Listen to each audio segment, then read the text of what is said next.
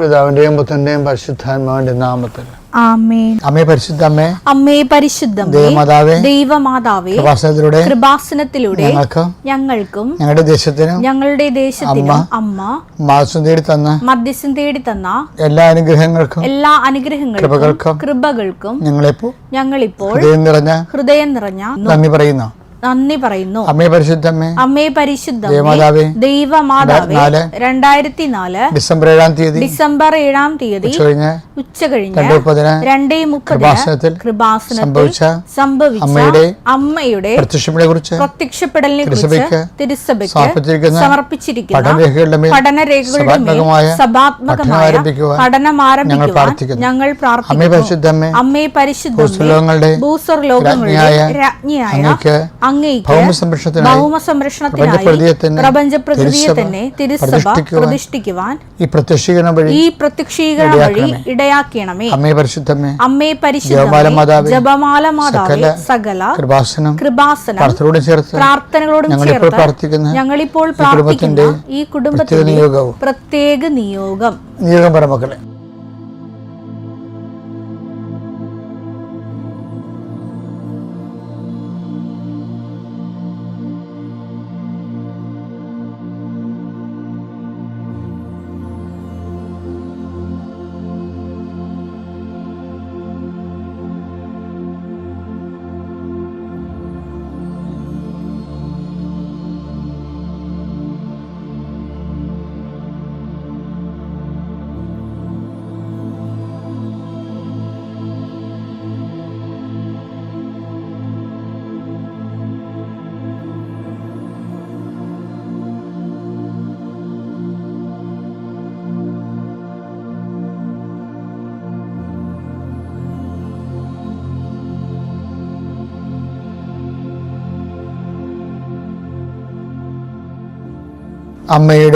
അമ്മയുടെ പ്രത്യക്ഷീകരണത്തിന്റെ അനുഗ്രഹവേളയിൽ ഞങ്ങൾക്ക് സാധിച്ചു തരുവാൻ കനിയണമേ. ആമേൻ. വിശ്വാസ പ്രമാണം. സർവശക്തനായ പിതാവും ആകാശത്തിന്റെയും ഭൂമിയുടെയും സൃഷ്ടാവുമായ ദൈവത്തിൽ ഞാൻ വിശ്വസിക്കുന്നു. അവിടുത്തെ ഏകപുത്രനും ഞങ്ങളുടെ കർത്താവുമായ ഈശോ മിശിഹായിലും ഞാൻ വിശ്വസിക്കുന്നു. ഈ പുത്രൻ പരിശുദ്ധാത്മാവിനാൽ ഗർഭസ്ഥനായി കന്യകാമറിയത്തിൽ നിന്ന് പിറന്ന് പൊന്തിയോസ് പീലാത്തോസിന്റെ കാലത്ത് പീഡകൾ സഹിച്ച് കുരിശിൽ തറയ്ക്കപ്പെട്ട് മരിച്ച് അടക്കപ്പെട്ട് പാതാളങ്ങളിൽ ഇറങ്ങി മരിച്ചവരുടെ ഇടയിൽ നിന്ന് 3-ാം നാൾ ഉയർത്ത് സ്വർഗത്തിലേക്ക് എഴുന്നള്ളി സർവശക്തിയുള്ള പിതാവായ ദൈവത്തിന്റെ വലതുഭാഗത്തിരിക്കുന്നു. അവിടെ നിന്ന് ജീവിക്കുന്നവരെയും മരിച്ചവരെയും വിധിക്കുവാൻ വരുമെന്നും ഞാൻ വിശ്വസിക്കുന്നു. പരിശുദ്ധാത്മാവിലും ഞാൻ വിശ്വസിക്കുന്നു. വിശുദ്ധ കത്തോലിക്കാ സഭയിലും പുണ്യവാന്മാരുടെ ഐക്യത്തിലും പാപങ്ങളുടെ മോചനത്തിലും ശരീരത്തിന്റെ ഉയർപ്പിലും നിത്യമായ ജീവിതത്തിലും ഞാൻ വിശ്വസിക്കുന്നു. ആമേൻ.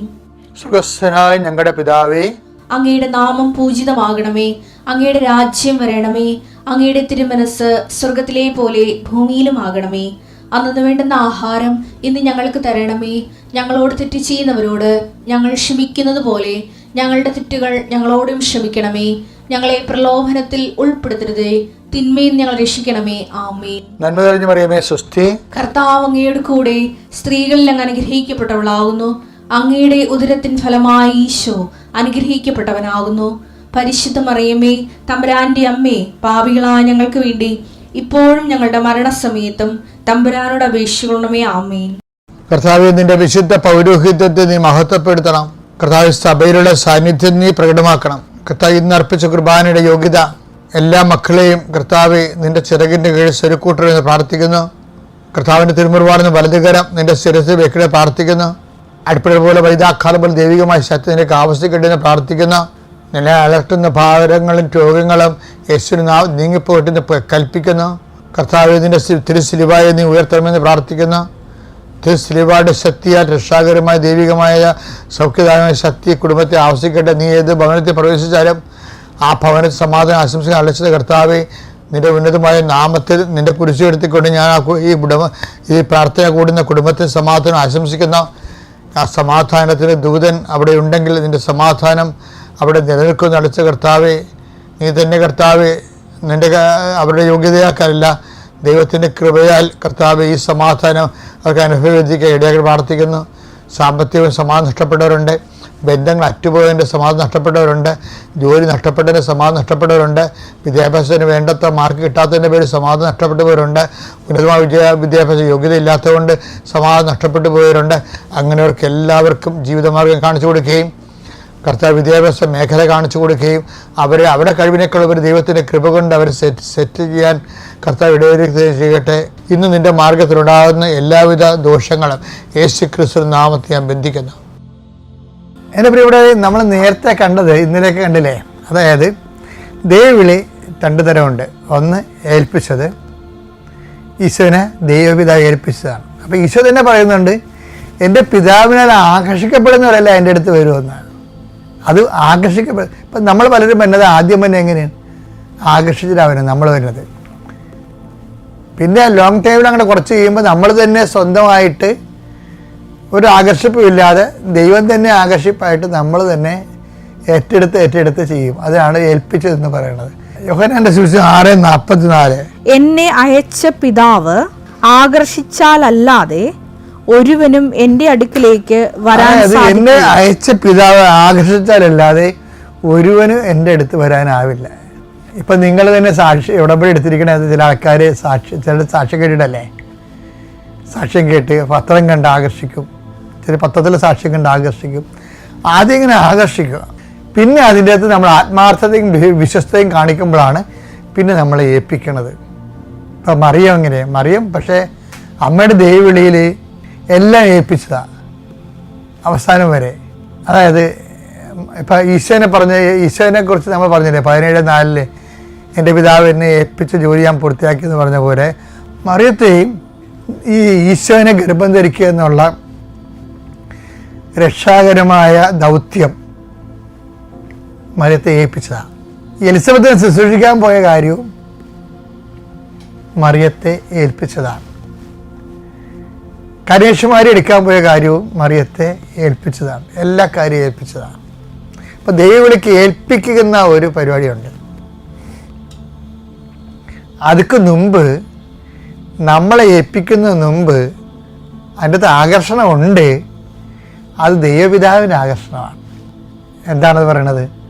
ഈ ആത്മാവിനെ ഞാൻ അസൂയയോടെ അഭിലഷിച്ചു. യാക്കോബ് 4:5. നമ്മിൽ നിക്ഷേപിച്ചിരിക്കുന്ന ആത്മാവിനെ ദൈവം അസൂയയോടെ അഭിലഷിക്കുന്നുവെന്ന് തിരുവെഴുത്ത് വൃഥ ആണെന്ന് നിങ്ങൾ വിചാരിക്കുന്നുവോ? അപ്പം മറിയത്തിൽ നിക്ഷേപിച്ച ആത്മാവിനെ ദൈവം ആകർഷിച്ചിട്ടാണ് മനുഷ്യാവതാര ദൗത്യം മറിയത്തിനെ ഏൽപ്പിക്കണത്. ആദ്യം ആകർഷണം വന്നത്. അപ്പം മറിയം അതിനോട് സഹകരിക്കുന്നുണ്ട്. എപ്പോഴും ദേവാലയത്തിൽ തന്നെ താമസിക്കുകയും കർത്താവിൻ്റെ വചനങ്ങൾ കേൾക്കുകയും കർത്താവിൻ്റെ വചനങ്ങൾ ശ്രദ്ധിക്കുകയും മറിയത്തിൻ്റെ സഹകരണം എന്ന് പറയുന്നത് മറിയത്തിൻ്റെ സ്വസ്ത്രഗീതമില്ലേ, എൻ്റെ ആത്മാവ് കർത്താവിനെ മഹത്വപ്പെടുത്തുന്നു എന്നുള്ള സ്വസ്ത്രഗീതമില്ലേ, അതിൻ്റെ അകത്ത് കുറേ ഭാഗങ്ങൾ ശരിക്കും പറഞ്ഞാൽ സാമൂലിൻ്റെ അമ്മ പരിശുദ്ധാത്മാവ് നിറഞ്ഞ് പറഞ്ഞ സ്വസ്ത്രഗീതങ്ങളാണ് ഇല്ലേ. 1 സാമുവേൽ 2:1. ഹന്ന ഇങ്ങനെ പ്രാർത്ഥിച്ചു, എന്റെ ഹൃദയം കർത്താവിൽ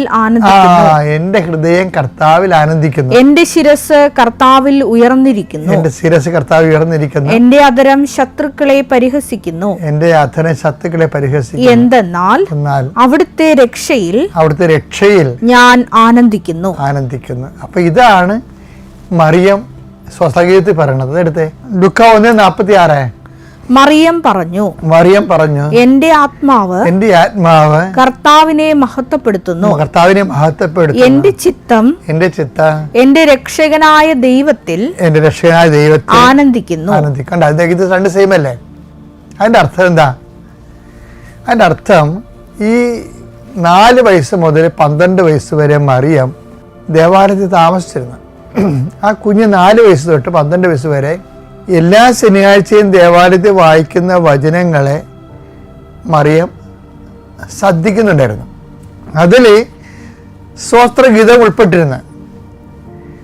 സ്വസ്ത്രഗീതത്തിൻ്റെ ഭാഗങ്ങൾ ഹന്നായുടെ സ്വസ്ത്രഗീതമായിട്ട് ബന്ധമാണെങ്കിൽ അതാണ് അമ്മ പറയുന്നുണ്ടെങ്കിൽ ഈ ആ 4 വയസ്സ് മുതൽ 12 വയസ്സ് വരെ അമ്മ ദേവാലയത്തിൽ കുഞ്ഞുനാൾ താമസിച്ചപ്പോൾ അവിടെ നടന്ന മുഴുവൻ വചനങ്ങളും അമ്മയ്ക്കറിയാം. കാര്യം എന്താണ്, ഒരാവശ്യം വന്നപ്പോൾ സാമുവിൻ്റെ അമ്മ ഹന്ന പറഞ്ഞത് കോട്ട് ചെയ്തുകൊണ്ട് മറിയത്തിൻ്റെ സ്വസ്ഥ പ്രാർത്ഥനയാക്കി അത് മാറ്റിയെങ്കിലും അതറിയാമെങ്കിൽ ബാക്കിയുള്ള അവിടെ വായിച്ചുള്ള എല്ലാ വചനങ്ങളും അമ്മയ്ക്കറിയാം. അതിൻ്റെ അർത്ഥം എന്താണെന്നറിയാമോ? ദേവാലയത്തിൽ പറഞ്ഞ വചനങ്ങളോട് അമ്മ വളരെ സബ്മിസീവായിരുന്നു. അതുകൊണ്ടാണ് അമ്മയുടെ ആത്മാവിന് ദൈവം അസിയോടെ അപേക്ഷിച്ചിട്ട് മനുഷ്യാവതാരത്തിൻ്റെ ദൗത്യം ഏൽപ്പിച്ചിരിക്കുന്നത്. ആദ്യം ആകർഷണം ഉണ്ടാക്കിയെടുക്കണം. അതിനെന്ത് ചെയ്യണം?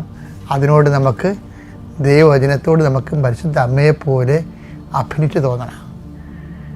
അങ്ങനെ തോന്നിയാൽ ദൈവത്തിന് അവസാനം ആ ദൈവസ്നേഹം നമ്മൾ നിറഞ്ഞു വരുമ്പോൾ അമ്മയുടെ ആത്മാവിനെ അസിയോടെ അപേക്ഷിച്ച പോലെ നമ്മളെ ആകർഷിക്കും ദൈവം. അപ്പോൾ ദൈവവിളിയിൽ 2 ഘട്ടമുണ്ട്. ഒന്ന് ആകർഷണത്തിൻ്റെ ഘട്ടം, രണ്ടാമത് ഏൽപ്പിക്കുന്ന ജോലി. അത് ഏൽപ്പിച്ച ജോലിക്ക് മുമ്പ് ആകർഷണം വരാം, ചിലപ്പോൾ ആകർഷണം കഴിഞ്ഞിട്ട് ഏൽപ്പിക്കാം. അത് രണ്ടും ഒരുപോലെ പ്രധാനപ്പെട്ടതാണ്. നീ ഏത് ദിശയിലാണെന്ന് നോക്കിയാൽ മതി. ആകർഷിപ്പിലാണോ ഉള്ളത്, അത് ഏൽപ്പിച്ച ജോലിയിലാണോ ഉള്ളത്? സ്വന്തമായിട്ട് നോക്കി ആലോചിച്ച് നോക്കിയിട്ട് കറക്റ്റ് ചെയ്യുക. പ്രേസ്തോണ്ട്. എൻ്റെ പേര് ഗീതാകുമാരി. ഞാൻ കൊല്ലം ചവറയിൽ നിന്ന് വരുന്നു. ഞാനിവിടെ ആദ്യമായി ഉടമ്പടി എടുത്തത് 2022 ജൂലൈ 9-ാം തീയതിയാണ്. 9-ാം തീയതി ഞാൻ ഇവിടെ ഉടമ്പടി എടുക്കാൻ കാരണം ഞങ്ങൾക്ക് വിദേശത്തേക്ക് പോകാൻ, ഞങ്ങൾ വീട് വെച്ച് ബാധ്യതയുണ്ടായിരുന്നു. വിദേശത്തേക്ക് പോകാൻ ഒരു വിസ നമുക്ക് വിസയ്ക്ക് വേണ്ടിയായിരുന്നു. അത് അമേരിക്കയിലേക്ക് പോകാനായിരുന്നു. അത് 2022 തന്നെ ഞങ്ങൾ കൊടുത്ത് അത് ഒന്നും ശരിയായില്ല. അതിനുശേഷം ഞാൻ പല സ്ഥലങ്ങളിലേക്ക്, പോളണ്ടിലേക്ക് കൊടുത്ത്, സൗത്ത് കൊറിയയ്ക്ക് കൊടുത്ത്, UK പോയി, ഇങ്ങനെ എല്ലായിടവും പോയി ഞങ്ങൾ വീട് വെച്ചതിൻ്റെ ബാധ്യതയും ഇതിന് കൊടുത്ത ബാധ്യതയും കൂടി എനിക്ക് നിലനിൽപ്പില്ലാത്തൊരു ബാധ്യതയായി. എല്ലാവരുടെയും കയ്യിൽ നിന്ന് വാങ്ങിച്ച് പോകാൻ വേണ്ടിയാണെന്ന് പറഞ്ഞ് എല്ലാവരും പൈസ തന്ന് അത് കൊടുത്ത് ഇതെല്ലാം നമ്മുടെ കയ്യിൽ നിന്ന് നഷ്ടപ്പെട്ടു പോയി. അതിൻ്റെ വേദനയെ വീണ്ടും ആ 3 മാസം കഴിഞ്ഞ് വീണ്ടും ഉടമ്പടി പുതുക്കി. ഞാൻ ഉടമ്പടി മുടക്കത്തേ ഇല്ല. കാരണം ഉടമ്പടി പുതുക്കുമ്പോൾ ഓരോ വട്ടവും എൻ്റെ അമ്മയൊക്കെ പറയും, ഞാൻ ഹിന്ദുവാണ്, അന്നേരം അമ്മയൊക്കെ പറയും, നീ എന്തിനാ ഇങ്ങനെ പോയി ചെയ്യുന്നത്, അതിനും കൂടി പൈസയും കടവെടുത്താണ് നമ്മളിവിടെ വരുന്നത്.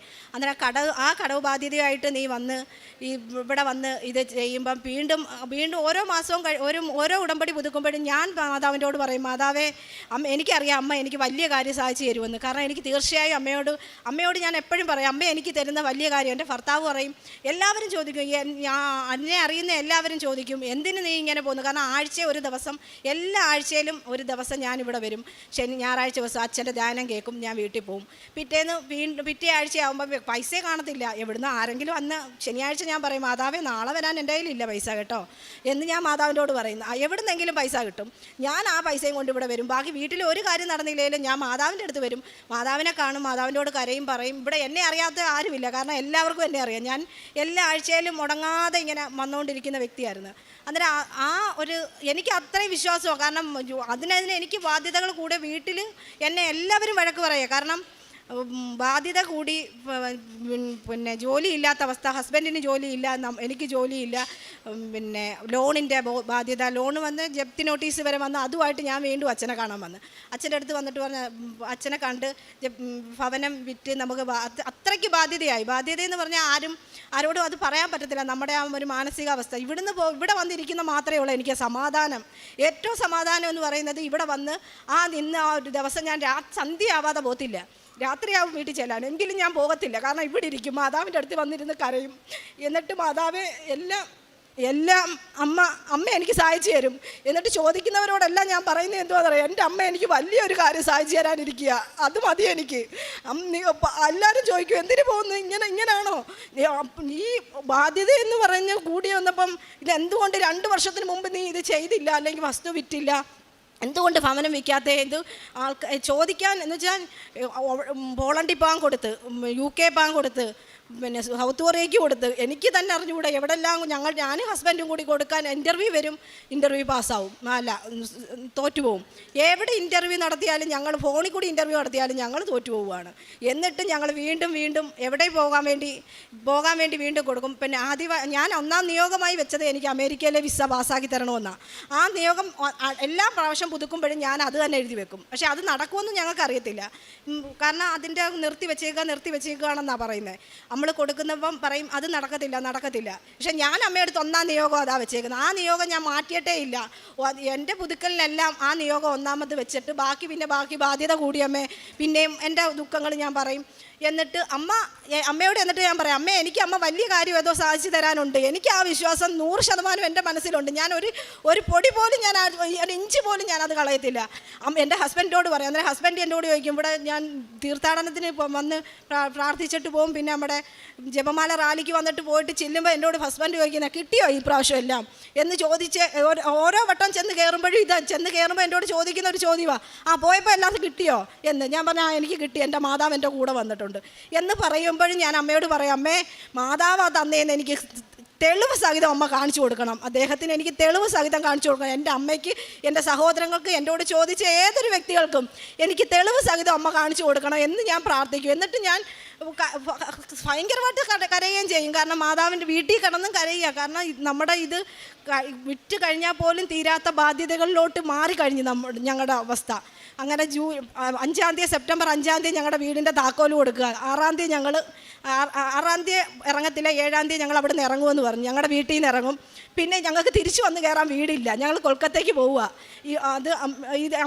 ഒരു ബയോമെട്രിക്കിന് പോവുക. കൊൽക്കത്തയിൽ ചെന്ന് കഴിഞ്ഞിട്ട് ഞങ്ങൾ രണ്ടുപേരും കൂടി നടന്ന് എല്ലായിടവും പോയി വെറുതെ നടന്ന് കാണും. എന്നിട്ട് തിരിച്ചവിടെ ചെന്ന് കയറുമെന്ന് എൻ്റെ ഭർത്താവ് ചോദിക്കുമ്പോൾ ഞാൻ പറയും, മാതാവ് വഴി കാണിച്ചു തരുമെണ്ണ. അമ്മയുടെ മാതാവമ്മയുടെ എൻ്റെ കൂടെ ഉണ്ട്, എൻ്റെ മാതാവ് എനിക്ക് വഴി കാണിച്ചു തരും, നിങ്ങളിവിടെ അടങ്ങിയിരി എന്ന് എപ്പോഴും ഞാൻ പറയും. നിങ്ങൾ സമാധാനപ്പെട്ടിരി, മാതാവ് വഴി കാണിച്ചു തരും എന്ന്. നമുക്ക് തിരിച്ച് ചെല്ലുമ്പോൾ എവിടാ ചെന്ന് കയറേണ്ടതെന്ന് അമ്മ വഴി എന്ന് വെച്ചാൽ എല്ലാവരും വീട് വിറ്റാൽ വാടകയ്ക്ക് വീടെടുക്കും.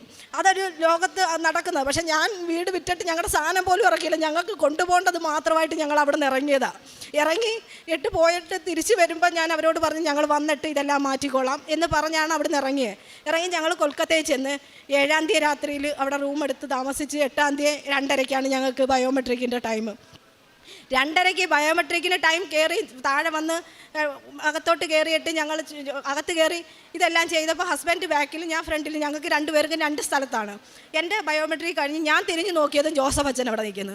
ഞാൻ ഒരു വട്ടം കണ്ണെടുത്ത് തിരിഞ്ഞു നോക്കിയപ്പോൾ ജോസഫ് അച്ഛനെ കണ്ടപ്പോൾ ഞാൻ ഒന്നും കൂടി തിരിഞ്ഞു നോക്കിയേ, അച്ഛൻ തന്നെ ആണോ എന്ന് എൻ്റെ മനസ്സിൻ്റെ എന്ന് വെച്ചാൽ നമ്മളെപ്പോഴും കൃപാസനത്തിൻ്റെ അമ്മയെ ജോസഫ് അച്ഛനെ കണ്ടുകൊണ്ടിരിക്കുക 24 മണിക്കൂറും. അപ്പോൾ അതുകൊണ്ട് ആ ഒരു ഇതാണോ എന്ന് നോക്കി ഞാൻ തിരിഞ്ഞു നോക്കിയപ്പോൾ ജോസഫ് അച്ഛൻ തന്നെ.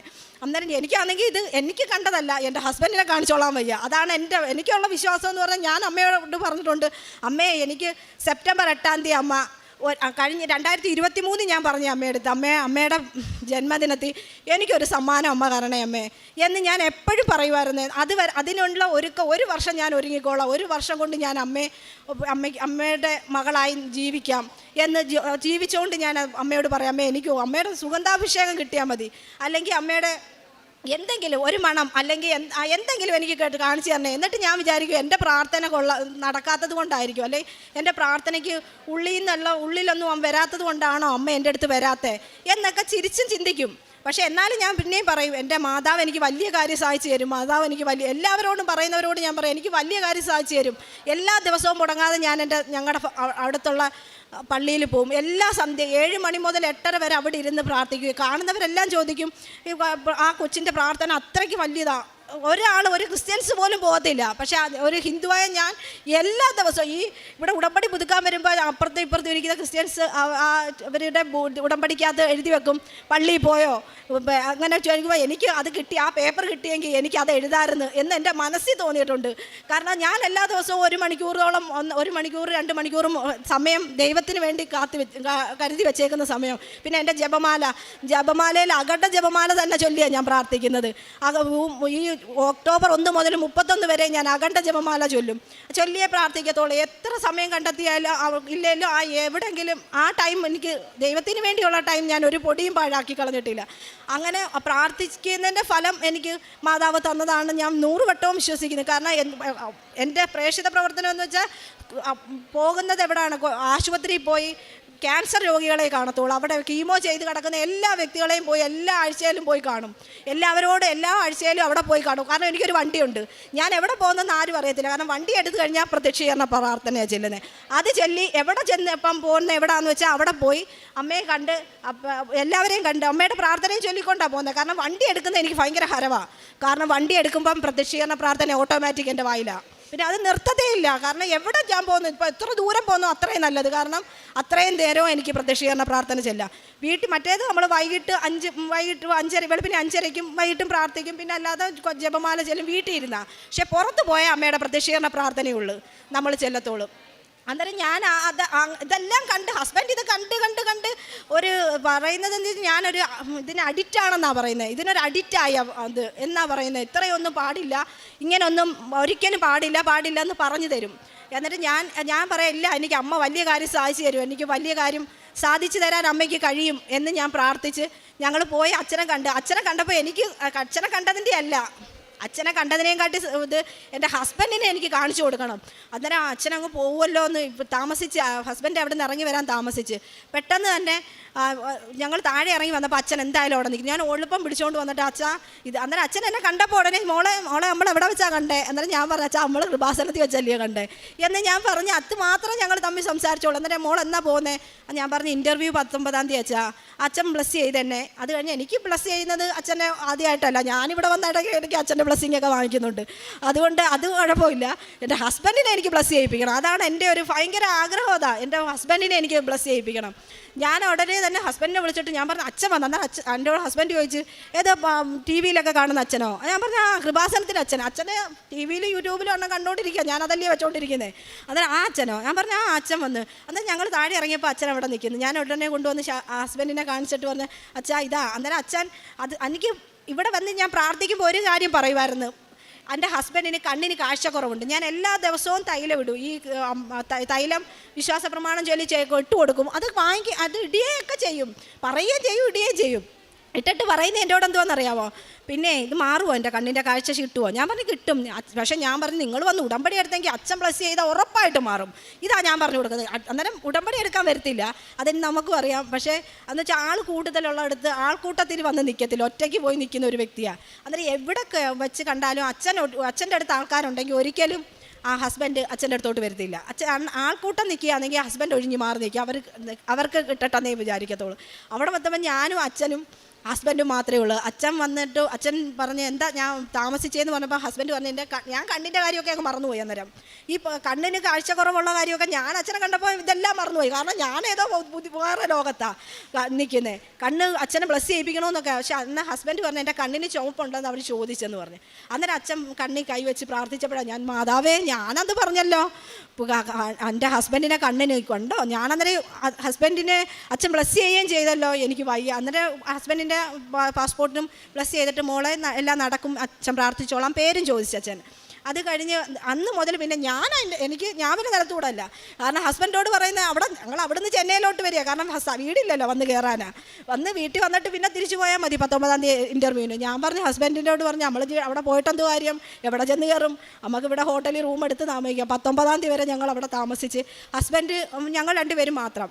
എന്നിട്ടില്ല ഇത് പഠിക്കാനുള്ളതെല്ലാം ഇൻ്റർവ്യൂവിനുള്ള കാര്യങ്ങളെല്ലാം പഠിച്ച് ഞങ്ങളെ വെറുതെ നടന്ന് എന്ന് വെച്ചാൽ ബസ്സിൽ പോകാനും കറങ്ങാൻ പോകാനും കാശുള്ളവർക്കല്ലേ പറ്റും. നമ്മളിവിടെ നിന്ന് നടക്കും, ഞങ്ങൾ എത്ര ദൂരം നടക്കാവോ വഴി അറിയത്തില്ല, വെറുതെ നടക്കും, വഴി നോക്കി വെക്കും. എന്നിട്ട് വെറുതെ ഇരിക്കുകയല്ലേ, വഴിയെല്ലാം നോക്കി വെക്കും, തിരിച്ച് വീണ്ടും റൂമിൽ വരും. ആഹാരം പുറത്തുനിന്ന് എന്തെങ്കിലും കഴിച്ചിട്ട് കയറി റൂമിൽ വരും. പിന്നെയും പിറ്റേന്ന് നേരം വെളുത്ത് ടൈം ഉണ്ടല്ലോ, വെറുതെ നടക്കും. എവിടെയൊക്കെ ആ സ്ഥലമെന്ന് ചോദിച്ചാൽ ഞങ്ങൾക്ക് അറിഞ്ഞുകൂടാ. ഞങ്ങൾക്ക് രണ്ടുപേർക്കും ജോലിയില്ല. പിന്നെ എനിക്ക് ജോലിയുള്ളത് പ്രാർത്ഥിക്കുക. ഞാനൊരു 4-5 മണിക്കൂർ മാതാവിന് വേണ്ടി സമയം കണ്ടെത്തി പ്രാർത്ഥിക്കും. അത് ഈശോയെ വിളിക്കും. വചനം മൊത്തം കാണാപ്പാടോ. കാരണം എന്ന് ഇവിടെ ഉടമ്പടി എടുത്തോ അന്ന് മുതൽ ബൈബിൾ എനിക്ക് അറിയത്തേ ഇല്ലായിരുന്നു. ഞാൻ ക്രിസ്ത്യൻസിൻ്റെ എല്ലാ പ്രാർത്ഥനയും എനിക്കറിയാം. പക്ഷേ ഞാൻ വെച്ചാൽ എൻ്റെ പ്രാർത്ഥന പോലെ ഞാൻ അതെല്ലാം പ്രാർത്ഥിക്കുന്നു. പക്ഷേ എനിക്ക് ബൈബിൾ അറിഞ്ഞുകൂടായിരുന്നു. ബൈബിളിനെ കുറിച്ചും വചനവും വായ്പ് അതില്ലായിരുന്നു. പക്ഷേ ഇവിടെ ഉടമ്പടി എടുത്തതിന് ശേഷമാണ് ഞാൻ ബൈബിൾ വചനത്തിനെ കുറിച്ചുള്ള വചനത്തിൻ്റെ ഒരു ബലം പറഞ്ഞു. പിന്നെ വചനമായി, പിന്നെ നമുക്ക് ജോലി വചനം വായിച്ചെടുക്കുക. മൊത്തം വചനവും കാണാപ്പാടാം. 13 ദിവസം കൊണ്ട് പുതിയ നിയമം അങ്ങ് വായിച്ചു തീർത്ത്. 13 ദിവസം കൊണ്ട് പിന്നെ സങ്കീർത്തനം ഇങ്ങനെ ഓരോ ഞാൻ ഡേറ്റ് ഇട്ട് വെക്കും, ഇത്ര ദിവസം കൊണ്ട് ഇത് വായിച്ച് തീർക്കണം. ബൈബിൾ അങ്ങനെ ഞാൻ വായിച്ച് പിന്നെ പഴയ നിയമം 3/4 ഭാഗമേ ആയുള്ളൂ, തീർന്നില്ല. അതിൻ്റെ ഇടയ്ക്ക് പിന്നെ ഈ പോയത് കൊണ്ട് ബൈബിൾ പുതിയ നിയമത്തിൻ്റെ ബൈബിൾ മാത്രമേ ഞാൻ കൊണ്ടുപോയുള്ളൂ. വലിയ ബൈബിൾ എടുത്തുകൊണ്ട് പോകാൻ പറ്റാത്തതുകൊണ്ട് അല്ലെങ്കിൽ ദിവസം കൊണ്ട് തീർന്നേനെ. അങ്ങനെ ഞങ്ങൾ 19-ാം തീയതി രാവിലെ ഇൻ്റർവ്യൂവാണ്. 8 മണിക്ക് ഇൻ്റർവ്യൂവിന് ചെല്ലണം. ഹസ്ബൻഡാണെങ്കിൽ വിറക്കിയ, കാരണം ഇൻ്റർവ്യൂ നടത്തുക എന്ന് പറഞ്ഞാൽ എല്ലാവർക്കും അറിയാം, ഇൻ്റർവ്യൂവിന് പോയിട്ടുള്ളവർക്കറിയാം ടെൻഷൻ കൊണ്ടാ വയ്യ. ആ ടെൻഷൻ്റെ അടുത്ത് ഞാൻ അണ്ണനോട് പറഞ്ഞ് ഒരു കാര്യമേ ഉള്ളൂ, എനിക്ക് ടെൻഷനില്ല. ഞാൻ തലേന്നൊക്കെ നല്ലപോലെ കിടന്നുറങ്ങി, കാരണം എനിക്കറിയാം മാതാവിൻ്റെ കൂടെ ഉണ്ടെന്ന്. പക്ഷെ ഹസ്ബൻഡ് ഉറങ്ങുന്നേ ഇല്ല, എണീച്ച് കിടക്കുന്നു, വീണ്ടും ഇരിക്കുന്നു, ഇങ്ങനെ നടക്കുക.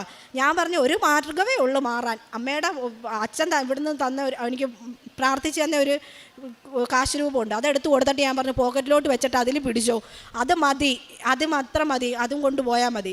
അന്നേരം ഇത് കയറ്റുമോ? ഞാൻ പറഞ്ഞു അത് പോക്കറ്റ് ഇട്ടാൽ ആരും അറിയത്തില്ല, അതിൽ നിന്ന് കൈ എടുക്കരുത്. ഇത് പറഞ്ഞുകൊണ്ടാണ് റൂമിൽ നിന്ന് ഇറങ്ങുന്നത്, ഇതിൽ നിന്ന് കൈ എടുക്കരുത് ഷാജിയണ്ണ, എങ്കിൽ മാത്രമേ ഇത് നടക്കത്തുള്ളൂ. അവിടെ ഞാൻ ചെന്ന് എനിക്കൊരു കൂളായിട്ട് ഞാൻ അകത്ത് കയറി ഇൻ്റർവ്യൂവിൻ്റെ എല്ലാം അവിടെ ചെന്ന് നമ്മൾ ഇൻ്റർവ്യൂ പാസ്സാവുന്നിടത്ത് ചെന്നപ്പം ഞാൻ തിരിഞ്ഞു നോക്കുമ്പോൾ ഹസ്ബൻഡ് ഇപ്പുറത്ത് നിൽക്കുക.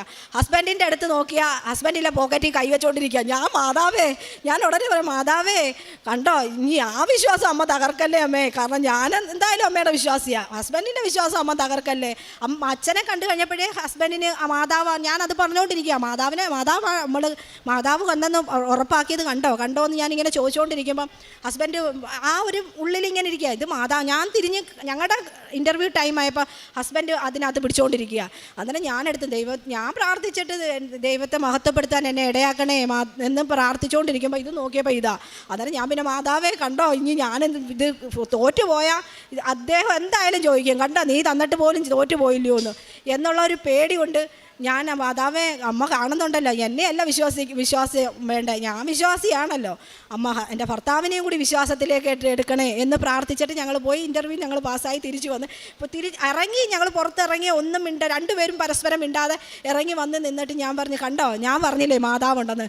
അന്നേരം എന്നോട് പറഞ്ഞു ആ മാതാവുണ്ട് സത്യവാ എന്ന് ഷാജിയണ്ണൻ എന്നോട് പറഞ്ഞപ്പോൾ ഞാൻ പറഞ്ഞു, കണ്ടോ എനിക്കറിയാമായിരുന്നു. ഞാൻ പറഞ്ഞു എനിക്കറിയാമായിരുന്നു നിങ്ങൾ ഇവിടെ വരുമ്പോൾ ഇവിടെ വന്നാൽ റോഡിൽ നിൽക്കത്തതേ ഉള്ളൂ, അകത്തോട്ട് കയറി വരുത്തില്ല. ഞാൻ എന്നിട്ട് പറയും മാതാവേ അങ്ങ് അകത്തോട്ട് വരുന്നില്ല, കണ്ടോ അവിടെ നിൽക്കത്തേ ഉള്ളൂ. പക്ഷെ പ്രാർത്ഥിക്കും, എന്നോട് പറയും നമ്മുടെ ദുഃഖങ്ങളെല്ലാം ഞാൻ അമ്മയോട് പറഞ്ഞിട്ടുണ്ടെടി എന്ന് എന്നോട് പറയും. പക്ഷെ ഞാൻ പറയും എന്നാലും അണ്ണൻ അകത്ത് വരാത്ത എന്താ എന്ന് ഞാൻ ചോദിക്കുമായിരുന്നു. അന്നേരം പറഞ്ഞ് അത് തിരക്ക് കൂടുതലല്ലേ, എല്ലാവരും തിരക്കുള്ളവർ കയറി കാണട്ടെ, ഞാൻ ഒറ്റയ്ക്ക് കണ്ടോളാം, ഞാൻ പ്രാർത്ഥിച്ചിട്ടുണ്ട്, ഞാൻ മനസ്സുകൊണ്ട് പ്രാർത്ഥിച്ചിട്ടുണ്ട് ഇത് പറഞ്ഞു. പക്ഷേ അത് കഴിഞ്ഞ് ഞങ്ങൾ ആ വഴി അങ്ങ് വേളാങ്കണ്ണിക്ക് പോയി. വേളാങ്കണ്ണി ചെന്ന് കഴിഞ്ഞാൽ വേളാങ്കണ്ണിയിലെ കാര്യം പോയവർക്കറിയാം, അവിടുന്ന് മുട്ടുകാല ഇഴയുന്ന ഒരു സംഭവമുണ്ട്. എനിക്ക് മാതാവിനറിയാം ഞാൻ പ്രാർത്ഥനയൊക്കെയാണ്, പക്ഷേ എൻ്റെ ദേഹം നോവുന്ന കാര്യം എനിക്ക് പാടാ. ഞാൻ ഇച്ചിരി സ്റ്റാർട്ടിങ് ഞാൻ അങ്ങോട്ട് കുറച്ചെഴഞ്ഞപ്പോഴത്തേക്ക് എൻ്റെ മുട്ടിന് എനിക്ക് വയ്യ, എനിക്ക് വേദന.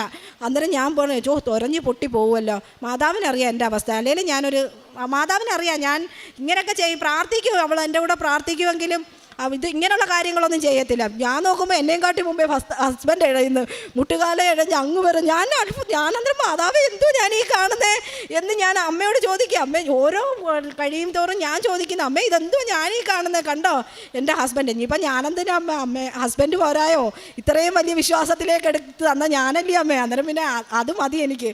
ഹസ്ബൻഡാണെങ്കിൽ അത് മൊത്തം ഒഴിപ്പിച്ച് അവിടെ പ്രാർത്ഥിച്ച് അവിടെ എല്ലാം കയറി അത് ഓരോ എന്ന് വെച്ചാൽ ഇത് കഴിഞ്ഞപ്പോഴത്തേക്ക് ഹസ്ബൻഡിന് ഭയങ്കര സന്തോഷമായി. കാരണം ഞാൻ കൃപാസനത്ത് എന്നിട്ട് അപ്പോഴും വിളിച്ച് വരാൻ പറ്റാഞ്ഞതുകൊണ്ട് നാളെ ഞങ്ങൾ പോകുന്ന വഴിക്ക് ഇവിടെ കയറി പ്രാർത്ഥിച്ച് ഹസ്ബൻഡും കൂടി വന്ന് പ്രാർത്ഥിച്ചിട്ടേ പോകത്തുള്ളൂ. ഇന്നൊരു വേറൊരു കാര്യം ഉള്ളതുകൊണ്ട്, അല്ലെങ്കിൽ ഹസ്ബൻഡും കൂടി വന്നേനെ.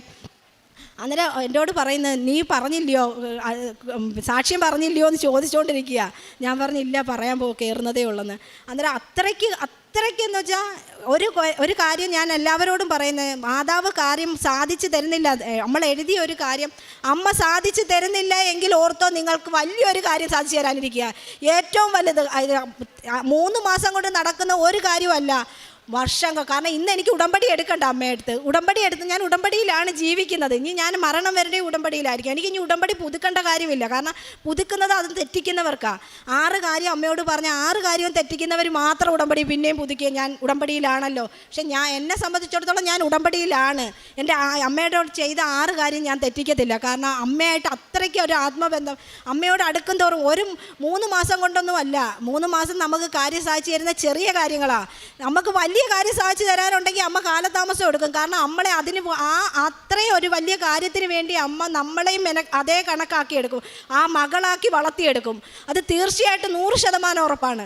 അതുകൊണ്ട് ധൈര്യമായിട്ട് ഇപ്പോൾ ഉടമ്പടി എടുത്ത എത്രയോ ലക്ഷക്കണക്കിന് ആൾക്കാരാണ് ഉടമ്പടി എടുത്തതെന്ന് എനിക്കറിയാം. കാരണം ഞാൻ തന്നെ ഈ ഉടമ്പടി 3 മാസം കഴിഞ്ഞിടം മുതൽ ഞാൻ കൊണ്ടുവരുന്ന ആൾക്കാർ ശരിക്കുണ്ട്. ഞാൻ ചെന്നിട്ട് ഉടമ്പടി എടുക്കുമ്പോൾ ഞാൻ അവരോട് പറയും, ആദ്യമേ അവർക്ക് അങ്ങ് പ്രത്യക്ഷീകരണ പ്രാർത്ഥന ഇട്ട് കൊടുക്കും. അവർ പ്രാർത്ഥിച്ച് 15-ാം ദിവസം അവരെന്നെ വിളിച്ചിട്ട് പറയും, വാ നമുക്ക് പോയി ഉടമ്പടി എടുക്കാമെന്ന്. അങ്ങനെ കാരണം ഞാനല്ലാതെ ഒരാളെയും ഉടമ്പടി എടുക്കാൻ വാ എന്നും പറഞ്ഞല്ല. കാരണം ഹിന്ദു ആയതുകൊണ്ട് ഞാൻ ഒരാളെയും അങ്ങനെ വിളിക്കത്തില്ല. കാരണം എങ്ങനെ ചിന്തിക്കുമെന്ന് എനിക്കറിയത്തില്ല അവർ. പക്ഷേ അവരുടെ ദുഃഖം എന്നോട് പറഞ്ഞാൽ, അവർ കൃപാസനത്തെ പറ്റി അറിയത്തില്ല എങ്കിൽ അവരോട് ഞാൻ വന്ന് പറയും. അവരോട് പറയുന്നത് എന്തോന്നറിയാം, വാട്സാപ്പിൽ മെസ്സേജ് ഇങ്ങോട്ട് ഹായ് ഇട്, ഞാൻ ഉടമ്പടി പ്രാർത്ഥന അയച്ചു തരാവുന്ന. ഉടമ്പടി പ്രാർത്ഥന കൊടുക്കും 15. ഞാൻ എന്നിട്ട് അമ്മയോട് പറയും, അമ്മേ 15-ന് അന്ന് ഞാൻ വരും അങ്ങോട്ട് കേട്ടോ. കാരണം ഒരാളെ ഞാൻ കൊടുത്തിട്ടുണ്ട്, അയാളിപ്പോൾ എന്നെ വിളിക്കും വരാൻ. 15-ന് അന്ന് അവരെയും കൊണ്ടുവന്ന് ഞാനിവിടെ ഉടമ്പടി എടുത്തിട്ട് അങ്ങനെ എടുത്ത വ്യക്തികൾ തോനെയുണ്ട്. കാരണം ഞാൻ ഒരിക്കലും വന്ന് ഉടമ്പടി എടുക്കെന്നും പറഞ്ഞ് ഒരാളെയും വിളിച്ചിട്ടില്ല. അവരുടെ ആ വിശ്വാസത്തിൽ അവർ പ്രാർത്ഥിച്ച് അവർ ആ വിശ്വാസത്തിൽ വന്നാൽ അവർ ഉടമ്പടി എടുത്തിട്ടുള്ളത്. ഞാനത് ആകെ എൻ്റെ ഒരു ജോലി പ്രത്യക്ഷീകരണ പ്രാർത്ഥന ഫോർവേഡ് ചെയ്ത് കൊടുക്കുക, അയച്ചു കൊടുക്കുക എന്ന് മാത്രമേ ഉള്ളൂ. അവർ തന്നെ തിരിച്ചു വരും. അതേ കണക്കാണ് അച്ഛൻ അന്ന് 1-ാം തീയതി ധ്യാന പ്രസംഗത്തിൽ ഞങ്ങളുടെ കൊൽക്കത്തയിൽ വെച്ച് അച്ഛൻ സ്വപ്നം കണ്ട കാര്യം പറഞ്ഞപ്പോൾ ഞാൻ പറഞ്ഞു ഹസ്ബൻഡിനോട്, അണ്ണാ കണ്ടോ, ഞാൻ വന്ന് സാക്ഷ്യം പറയാത്തത് അച്ഛൻ ഇങ്ങനെ നോക്കിക്കൊണ്ടിരിക്കുക, ഏതോ ഒരു വലിയ സാക്ഷ്യം പറയാനുണ്ട്, അത് ഞങ്ങളുടെ സാക്ഷ്യമാണ്. കാരണം ഞാനത് പറഞ്ഞു. കാരണം എനിക്ക് ആ ഒരു മനോധൈര്യം, ഞങ്ങൾക്ക് ആ ഇൻ്റർവ്യൂ പാസ്സാകാനുള്ള മനോധൈര്യം കിട്ടിയത് അച്ഛനെ അവിടെ വെച്ച് കണ്ടതുകൊണ്ടാണ്. അല്ലെങ്കിൽ ഒരിക്കലും, കാരണം ഫോണിൽ കൂടി വിളിക്കുന്ന ഇൻ്റർവ്യൂ വരെ ഞങ്ങൾ തോറ്റതാണ്. ഞങ്ങൾ രണ്ടുപേരും വിറയ്ക്കും. ചോദ്യം ചോദിക്കുമ്പോൾ ഞാനും ഉണ്ടനും കാരണം എല്ലാം പഠിച്ചു വെച്ചതായിരിക്കും. പക്ഷേ ആ സമയത്ത് ഞങ്ങൾക്ക് മനസ്സിൽ ഒന്നും ഓർമ്മ വരത്തില്ല, ഒരു പൊടി പോലും ഓർത്ത് വരത്തില്ല. കാരണം അത്രയ്ക്ക് ഞാൻ അന്നേരം പറയും, എന്തിനാണ് നമ്മളിങ്ങനെ പഠിക്കുന്നത്, ഇതിനൊന്നും കളയാതെ 2 പേരും കൂടി ദുബായിലും വല്ലതും പോയി ജീവിക്കാം, ഇതേ നടക്കത്തുള്ളൂ. കാരണം വസ്തുവും വിറ്റ് കടവും കയറി നാട്ടുകാർക്ക് ഇത്രയും കാശും കൊടുക്കാനുണ്ട്. ആൾക്കാരെന്നാ നല്ല ആൾക്കാരാണ് നമുക്ക് തന്നവർ. അവരാണെങ്കിൽ വരുന്നുണ്ട്, അവർക്ക് സ്വന്തമായി പൈസ തന്നവരെല്ലാം എന്തായാലും അധ്വാനിച്ച വകയല്ലേ, ആരെങ്കിലും വേണ്ടാന്ന് വെക്കുമോ? അവർ വന്ന് പറയും. പക്ഷേ എന്നിട്ട് തിരിച്ചു പോകുമ്പോൾ എന്നോട് പറയും, മോക്ക് നല്ലത് പരിപാടി എന്ന് പറഞ്ഞ എല്ലാ വ്യക്തികളും തിരിച്ചു പോയിട്ടുള്ളൂ. എന്നിട്ട് ഹസ്ബൻഡ് പറയും, വരുന്നത് ദേഷ്യത്തില്ല, പക്ഷെ നിന്നെ കാണുമ്പോൾ പിന്നെ ഇതെല്ലാം മറിഞ്ഞ് ദൈവത്തിൻ്റെ കാര്യവും പറഞ്ഞുകൊണ്ടാണ്. അന്നേരം ഞാൻ പറയാം, അത് അമ്മ മാതാവാമ്മേ അണ്ണാ, ഇതെല്ലാം നമുക്ക് കാരണം വഴക്കിട്ട് അടിക്കാൻ വരുന്ന കണക്കാണ് വരുന്നത്. വന്നിട്ട് തിരിച്ചു പോകുന്നത് വന്ന് കയറി വീട്ടിൽ ഇരുന്ന് ചോദിക്കുമ്പോൾ ഞാൻ പറയും, ഇങ്ങനെ ഒന്നും നടന്നില്ല, ഇങ്ങനെ കൊടുത്ത്. എന്നിട്ട് ചോദിക്കുന്നവരുണ്ട്, എന്തിനാ ഇങ്ങനെയൊക്കെ കൊടുത്ത്, നിങ്ങൾക്ക് റേഷൻ കടയിൽ ജോലി ചെയ്യാം, ഞാൻ റേഷൻ കട പോരായിരുന്നോ, ഹസ്ബൻഡിന് വെൽഡിങ്, അതുകൊണ്ട് ചെയ്താൽ പോരെ? അത് ചോദിച്ചാൽ ഞങ്ങൾ ചെയ്തു പോയി, ഞങ്ങൾക്ക് വന്നു പോയി എന്നേ ഞാൻ എപ്പോഴും അത് പറയത്തുള്ളൂ.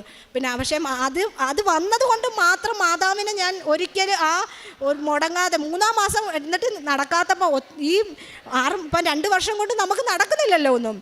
എന്നിട്ട് ഞാൻ മാതാവിനോട് പറയും, മാതാവേ ഇനിയും ഞാൻ പുതുക്കാനൊന്നും വരത്തില്ല, ഇതോടെ നിർത്തിയാണേ എന്ന് പറഞ്ഞിട്ടാണ് എല്ലാ ട്രിപ്പും ഇവിടുന്ന് പോകുന്നത്. മാസത്തിലല്ല, എല്ലാ ആഴ്ചയിലും വരുമ്പോഴെല്ലാം പറഞ്ഞിട്ടാണ് പോകുന്നത്. ഈ പ്രാവശ്യത്തോടെ പുതുക്ക് നിർത്തി കേട്ടോ എന്ന് പറഞ്ഞിട്ടാണ് പോകുന്നത്. എന്നിട്ട് ഡേറ്റ് നോക്കും, 5-ാം തീയതി പുതുക്കേണ്ട ഡേറ്റ്, 4-ാം തീയതി. ഷാജിയണ്ണ ഇന്ന് 4-ാം തീയതി നമുക്ക് ഞാനേ കൃപാസനത്തിൽ പുതുക്കാൻ പോകും. അതിന് അണ്ണൻ ചോദിക്കും, നീ നിർത്തിയെന്ന് പറഞ്ഞോ? ഞാൻ പറഞ്ഞു, അതൊക്കെ എങ്ങനെ പറയും, അത് മാതാവിനോട് പറയുന്നതാണ്. പക്ഷേ മാതാവിനറിയാം ഞാനവിടെ ചെല്ലുമെന്ന്. ഞാൻ വന്ന് ആ ഡേറ്റിന് തന്നെ പുതുക്കി ഒരു വട്ടം പോലും ഞാൻ മുടങ്ങാതെ. ഞാൻ വരുമ്പോൾ ഞങ്ങളുടെ നാട്ടുകാരെല്ലാം മിക്കവാറും ഇവിടെ കാണും. അവർ ചോദിക്കും, ഗീത കൃപാസനത്തിൽ തന്നെ ആണോ എന്നാണ് എന്നോട് ചോദിക്കുന്നത്. ഞാൻ വെച്ചാൽ ആര് വന്നാലും എന്നെ കാണും, ഞാനിവിടെ തന്നെ ഉണ്ട്. എപ്പോൾ വന്നാലും ഞാനിവിടെ തന്നെ ഉണ്ട്. രാവിലെ വന്നിരുന്ന ചില ദിവസങ്ങളിൽ ഞാൻ എന്നുവെച്ചാൽ ബസ് കിട്ടി വന്ന് ഇരുന്നാൽ ഞാൻ സന്ധ്യ ആവാതെ ഇവിടെ നിന്ന് ഇറങ്ങത്തില്ല. കാരണം ഇവിടെ ഇരിക്കുന്നതാണ് എനിക്ക് സന്തോഷം.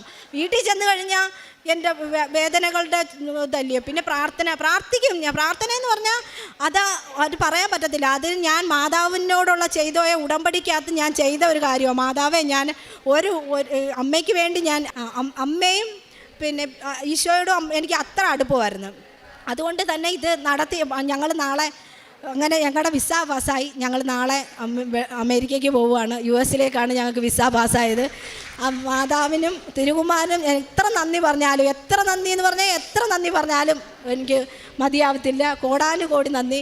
പിന്നെ പത്രം ഞാൻ വരുമ്പോഴെല്ലാം പത്രവും വാങ്ങിച്ചുകൊണ്ട് പോകും. പത്രം പിന്നെ വണ്ടി ഉണ്ടല്ലോ, പോകുന്ന വഴി നിർത്തി എല്ലാവർക്കും കൊടുക്കും. അത് ഒരു ദിവസം അല്ലെങ്കിൽ 2 ദിവസത്തിൽ കൂടുതൽ എൻ്റെ കയ്യിൽ വെച്ചേക്കത്തില്ല. പക്ഷേ പൈസ ഉള്ള കണക്ക്, പൈസ ഉണ്ടോ 5-6 വാങ്ങിക്കും, പൈസ ഇല്ലയോ 1 വാങ്ങിക്കും. അതാ എൻ്റെ എന്ന് വെച്ചാൽ ഞാൻ എത്ര രൂപ കൊണ്ടുവരുന്ന കണക്കാണ് എൻ്റെ കയ്യിലുണ്ടെങ്കിൽ ഞാൻ വാങ്ങി. എന്നിട്ട് പക്ഷേ ഒരു കാര്യമുണ്ട്, വാങ്ങിക്കാത്ത മാസങ്ങളും ഉണ്ട്. 1 മാസം 2 മാസം എൻ്റെ ഈ പൈസ ഇല്ല, വന്നതന്നെ പോകാനേ ഉള്ളായിരുന്നു. പക്ഷേ അവിടെ ചെല്ലുമ്പോൾ പള്ളിയിലിരിക്കും ആ മാസത്തെ പത്രം, ആരെങ്കിലും കൊണ്ടുവന്ന് പള്ളി വെച്ചേക്കും. പിന്നെ ഞാൻ പറയും, കണ്ടോ അതെനിക്കാ, ഞാൻ കൊണ്ടുവന്ന് പിന്നെ അത് കൊണ്ടുപോയി നടന്ന് ഒരിടത്ത് ഞാൻ എവിടെ വഴിയിലിരിക്കുന്ന പത്രവും അവിടെ വെച്ചിട്ട് പോകത്തില്ല. പക്ഷേ അതാത് മാസത്തെ ആയിരിക്കണം, മുമ്പേ ഉള്ളതാണെങ്കിൽ ഞാൻ കൊടുക്കും. കാരണം എനിക്കറിയാം ഞാൻ എല്ലാവർക്കും എല്ലാ മാസവും മുടങ്ങാതെ മാസാമാസങ്ങളിൽ പത്രം വാങ്ങിച്ചു കൊടുക്കുന്നതുകൊണ്ട് ഏതൊക്കെ മാസത്തെ പത്രം എല്ലാവരുടെയും കൈ കാണുമെന്ന്. കാരണം കൊടുക്കുമ്പോൾ നമുക്കറിയാം, മിക്കവരും പറയും ഞങ്ങളുടെ കൈ കിട്ടിയെന്ന്. പഴയതാണെങ്കിൽ പുതിയതാണെങ്കിൽ ഞാൻ അതുകൊണ്ട് 5-ാം തീയതിക്ക് മുമ്പ് തന്നെ, മാസത്തിൻ്റെ ആദ്യത്തെ 5-ാം തീയതിക്ക് മുമ്പ് വന്ന പത്രം വാങ്ങിച്ച് ഞാൻ തന്നെ വിതരണം ചെയ്യും. കാരണം ആ മാസത്തെ പത്രം ആദ്യം കിട്ടാത്തവർക്കെല്ലാം കൊടുക്കണ്ടേ, അതിന് വേണ്ടി തന്നെ വാങ്ങിച്ചു കൊണ്ടുപോകും. പിന്നെ കൊടുക്കാൻ പറ്റാത്ത മാസങ്ങളിൽ ഇങ്ങനെ പള്ളിയിൽ എവിടെയെങ്കിലും പോകുമ്പോൾ അവിടെ ഇരിക്കുന്ന പത്രം എടുത്ത് വിതരണം ചെയ്യും. പിന്നെ ഇതെല്ലാം ചെയ്ത് തന്നെ കുമാരനും മാതാവിനും അമ്മേ എനിക്ക് പറയാൻ വയ്യ, പറഞ്ഞാൽ എനിക്ക് വയ്യ. കാരണം കരഞ്ഞു പോവല്ലേ എന്ന് ഞാൻ പ്രാർത്ഥിച്ചുകൊണ്ടാണ് ഇവിടെ കയറിയത്. ഇങ്ങനൊന്നും പറയുമെന്ന് സ്വപ്നത്തിൽ വിചാരിച്ചില്ല. മാതാവിനും തിരുവുമാനും എത്ര നന്ദി പറഞ്ഞാലും കാരണം ഞങ്ങൾക്ക് ചെന്ന് കയറാൻ ഒരിടയിലും ഇല്ലാത്തടുത്ത് ഇന്ന് എനിക്ക് മാതാവ് വലിയ കാര്യം ഞാൻ പറഞ്ഞ കണക്ക് തന്നെ എനിക്ക് ഏറ്റവും വലിയ കാര്യം അമ്മ സാധിച്ചു തന്ന് 1000 നന്ദി പറയുന്നു അമ്മേ. മലാക്കി പ്രവാചകന്റെ പുസ്തകം 4-ാം അധ്യായം 2-ാം തിരുവചനം, എൻ്റെ നാമത്തെ ഭയപ്പെടുന്ന നിങ്ങൾക്ക് വേണ്ടി നീതി സൂര്യൻ ഉദിക്കും, അതിൻ്റെ ചിറകുകളിൽ സൗഖ്യമുണ്ട്, തൊഴുത്തിൽ നിന്ന് വരുന്ന പശുക്കുട്ടി എന്നതുപോലെ നിങ്ങൾ തുള്ളിച്ചാടും. പ്രിയമുള്ളവരെ, ഗീതകുമാരി എന്ന ഈ മകൾ പരിശുദ്ധ അമ്മ മാതാവിൻ്റെ ഉടമ്പടി എടുത്ത് ജീവിച്ചു തുടങ്ങിയതിന് ശേഷമുള്ള സാക്ഷ്യമാണ് നാം കേട്ടത്. ഞാൻ കൃപാസനത്തിൽ വന്നിട്ട് കേട്ട ഏറ്റവും മനോഹരമായ സാക്ഷ്യം ഇതാണ്. മുഴുവൻ ഉടമ്പടിയുടെ എല്ലാ കാര്യങ്ങളെയും ചേർത്ത് വെച്ചുകൊണ്ട് ഈ മകൾ ഓരോ വാചകം പറയുമ്പോഴും നമുക്കറിയാം എത്രത്തോളമാണ് ദൈവസ്നേഹമുള്ളത്, എത്രത്തോളമാണ് അമ്മ മാതാവിൻ്റെ മടിത്തട്ടിലൊരു കുഞ്ഞിനെ പോലെ സ്വയം സമർപ്പിച്ചുകൊണ്ട് ശരണപ്പെട്ട് ജീവിക്കുന്നത്, എത്രത്തോളമാണ് ഒട്ടും കലർപ്പില്ലാതെ സംശയമില്ലാതെ പൂർണ്ണ വിശ്വാസത്തോടുകൂടി ഓരോ പ്രാർത്ഥനയും മണിക്കൂറുകൾ ചൊല്ലുന്നത്, എത്രത്തോളമാണ് എല്ലാം തകർന്നു പോകുമ്പോഴും ഒന്നും തകർന്നിട്ടില്ല, എല്ലാം തരാൻ കഴിവുള്ളൊരു അമ്മയാണ് കൂടെയുള്ളത് എന്ന ബോധ്യത്തോടു കൂടി അവൾ സന്തോഷത്തോടെ പങ്കാളിയുടെ കരം ചേർത്ത് പിടിച്ച് ജീവിതത്തിൽ മുന്നോട്ട് നടക്കുന്നത്. എല്ലാം ഈ സാക്ഷ്യത്തിൻ്റെ അകത്ത് സമഗ്രമായി മകൾ പറയുന്നുണ്ട്. നമ്മൾ നോക്കണം, അവൾ കൽക്കട്ടയിലേക്ക് ബയോമെട്രിക് എടുക്കുവാനായി പോകുമ്പോൾ അവളുടെ വീട് മുഴുവനും വിറ്റിട്ടാണ് പോകുന്നത്. ഇനി തിരികെ വന്നാൽ കയറിക്കിടക്കാൻ വീടില്ലാതെയാണ് അവളും പങ്കാളിയും കൂടി ബയോമെട്രിക്കിന് പോകുന്നത്. അവൾ വേഗതയിൽ പറഞ്ഞപ്പോൾ നിങ്ങൾക്കവിടെ ചില കാര്യം മനസ്സിലായോ എന്നറിയില്ല. ബയോമെട്രിക്ക് കഴിഞ്ഞ് ഏതാണ്ട് 1.5 ആഴ്ച കഴിഞ്ഞായിരുന്നു ഇൻ്റർവ്യൂ. ഇവിടെ വന്നാൽ കയറിക്കിടക്കാൻ വീടില്ല. അതുകൊണ്ട് അവിടെ തന്നെ താമസിച്ച്, അടുത്ത ചെന്നൈയിൽ വന്ന് താമസിച്ച് അവിടെ ഒരു ലോഡ്ജിൽ താമസിച്ച് രാവും പകലും പ്രാർത്ഥനയും അവിടെയുള്ള കാഴ്ചകളുമായി നടക്കുകയാണ്. കാരണം ഇങ്ങോട്ട് വന്നിട്ട് കാര്യമില്ല, കയറിക്കിടക്കാൻ വീടില്ല. അതിനുശേഷം ഇതെല്ലാം പൂർത്തിയായിട്ടാണ്, ഏതാണ്ട് എല്ലാം ശരിയായിട്ടുണ്ട്, നടക്കുന്നുണ്ട്, അമേരിക്കയിലേക്ക് പോകുവാനുള്ള വഴി തെളിയും എന്നുറപ്പിച്ചിട്ടാണ് ശരിക്കും ഈ 2 പേരും നാട്ടിലേക്ക് എത്തുന്നത്. ഇന്ന് സാക്ഷ്യം പറയാൻ വൈകിയതെന്ത് എന്നുകൂടി അവൾ പറയുന്നുണ്ട്. ഇവിടെ അവൾ സൂചിപ്പിച്ചില്ല. കാരണം പോകാനുള്ള കുറച്ച് പൈസ കൂടി റെഡിയാകാനുണ്ടായിരുന്നു. അതുകൂടി റെഡിയായാൽ മാത്രമേ പോകാൻ പറ്റൂ.